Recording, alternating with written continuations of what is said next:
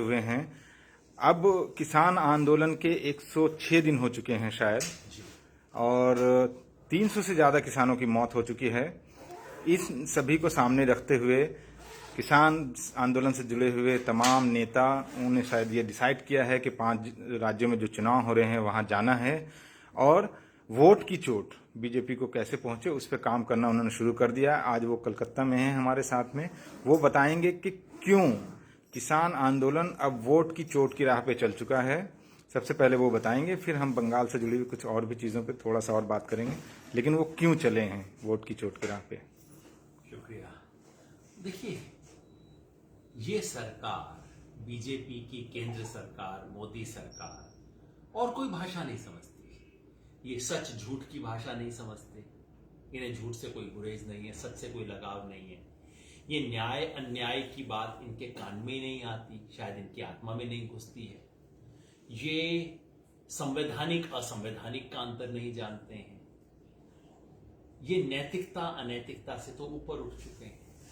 कोई सवाल पूछिए, क्या जवाब देते हैं? 303 सीट हमारी लोकसभा में है, हम वहां जीत गए, गुजरात के चुनाव में जीत गए, फला म्यूनिसिपैलिटी के अंदर जीत गए।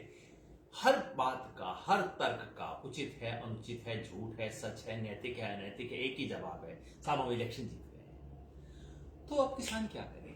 किसान ने कहा चलो अब मैं तुम्हें तुम्हारी भाषा में जवाब दे देता हूं। इसलिए संयुक्त किसान मोर्चा ने तय किया कि आने वाले 5 जो राज्य के विधानसभा चुनाव हैं, पांचों चुनाव में हम किसान के पास जाएंगे, देश के किसान की तरफ से उस राज्य के किसानों से अपील करेंगे कि जिस पार्टी की सरकार ने किसानों का अपमान किया, किसान की पगड़ी पे हाथ लगाया, उसको पता नहीं क्या क्या दलाल, देशद्रोही, खालिस्तानी, चीनी, पाकिस्तानी, पता नहीं क्या क्या कहा, उसके ऊपर दाग लगाया, उसके आंदोलन की हत्या करने की कोशिश की, उसके खिलाफ कानून बनाए, बेशर्मी और हठधर्मिता से उस कानूनों को वापस लेने से इनकार कर रहे हैं।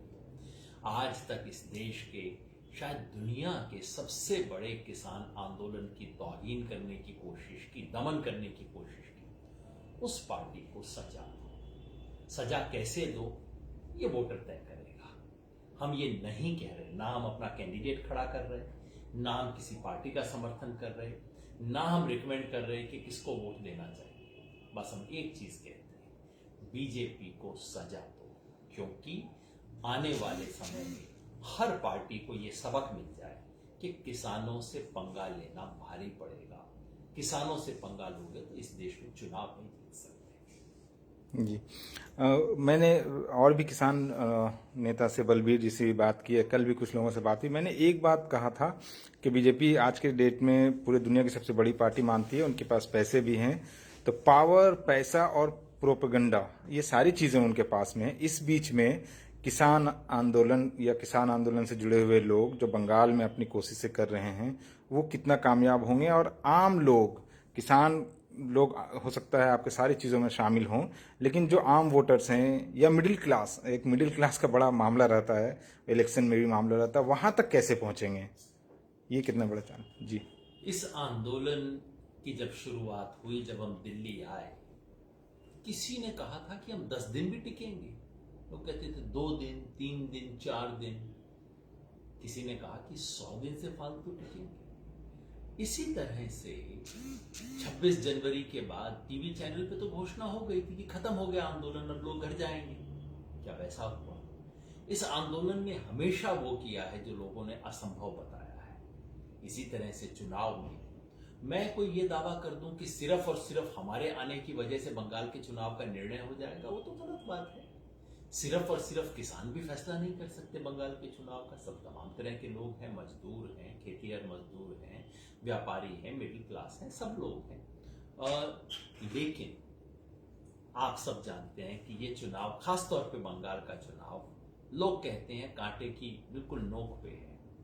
और एक जमाने में मैं काम भी किया करता था, स्विंग और कितने सेफोलॉजिस्ट जी। ये वो चुनाव है जहां शायद 2% स्विंग से भी बहुत बड़ा फर्क पड़ेगा।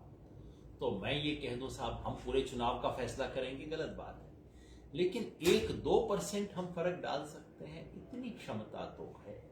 और ये 1-2 बहुत भारी पड़ जाएगा बीजेपी की। जब पूरे बंगाल के किसान के पास चिट्ठी पहुंचेगी कि आप इस देश के किसान की पगड़ी आपके हाथ में है, आप कुछ कीजिए।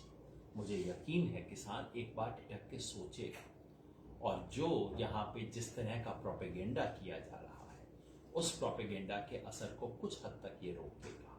बाकी 2 मई को आप देखिए। जी, ऐसा माना जाता है बीजेपी का जहां भी रूल होता है वहां पे वायलेंस आम जीवन में भी आ जाता है। ऐसे तो राजनीतिक स्तर पे बहुत सारी पार्टियों में बहुत सारी चीज़ें, बंगाल में भी ऐसा रहा है, ऐसा नहीं है। लेकिन बंगाल के लोगों को जो बीजेपी का जो वायलेंस का जो ये है, जहाँ पे लॉ एंड ऑर्डर ऑलमोस्ट खत्म हो जाता है, वायलेंस को बढ़ावा मिल जाता है, वो आप बंगाल के लोगों को वो कितना समझा पाएंगे आप अपने तरीके से, अपने तजुर्बे से? देखिए, पहली बात पूरा सच बोलना चाहिए। बंगाल के सार्वजनिक जीवन में हिंसा सिर्फ बीजेपी के लाने से नहीं आई है। मैं इतना बाल अब सफेद हो गए हैं कि मुझे याद है कि लेफ्ट फ्रंट के जमाने में क्या हुआ करता था, हिंसा थी। मैंने क्या था, केवल लेफ्ट फ्रंट करता था, लेकिन हिंसा थी उस वक्त भी। 60 के दशक में हिंसा थी, 70 के दशक में हिंसा थी, 80 में कुछ कम हुई, फिर हुई हिंसा। और कोई ममता बनर्जी की पार्टी भी दूध से धुली हुई नहीं है हिंसा के सवाल पे। जो बीजेपी ने खास किया है बंगाल में वो है सांप्रदायिक नफरत को दोबारा माचिस लगाना। बंगाल 1940 के दशक में इस देश का सबसे ज्यादा हिंसा प्रोन इलाका था। सांप्रदायिक हिंसा, हिंदू मुसलमान के बीच में नफरत और हिंसा बहुत ज्यादा थी बंगाल में।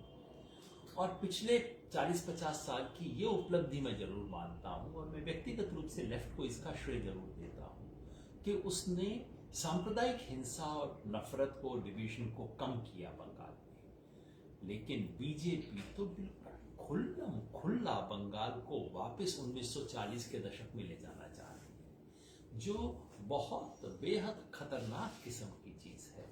और मुझे इस बार डर है, और मैंने बात लिख के भी कही है, कि इस बार बंगाल में हो सकता है पिछले कुछ समय का सबसे ज्यादा हिंसक चुनाव हो। ये भी संभव है सबसे ज्यादा नफरत वाला चुनाव हो। ये भी संभव है कि चुनाव आयोग पर सबसे ज्यादा सवालिया निशान लगाने वाला चुनाव हो। सिद्धार्थ शंकर राय ने एक बार 1972 के चुनाव में बंगाल में और खासतौर पे कलकत्ता में खूब जम के हेराफेरी की। वो चुनाव आज भी हिंदुस्तान के चुनाव के रिकॉर्ड में एक धब्बा है। और मुझे डर लगता है कि 2021 का बंगाल का चुनाव भी एक और धब्बा न बन जाए हिंदुस्तान के लोकतंत्र के इतिहास में। जी, हमारे साथ थे योगेंद्र यादव जी। रात बहुत हो चुकी है, तारीख बदलने वाला है। हम उम्मीद करेंगे कि किसान आंदोलन से जुड़े हुए नेता किसान आंदोलन के जरिए हिंदुस्तान की तारीख बदलने का भी शायद काम कर पाएं। आप सुनने तरह योगेंद्र यादव जी को धन्यवाद।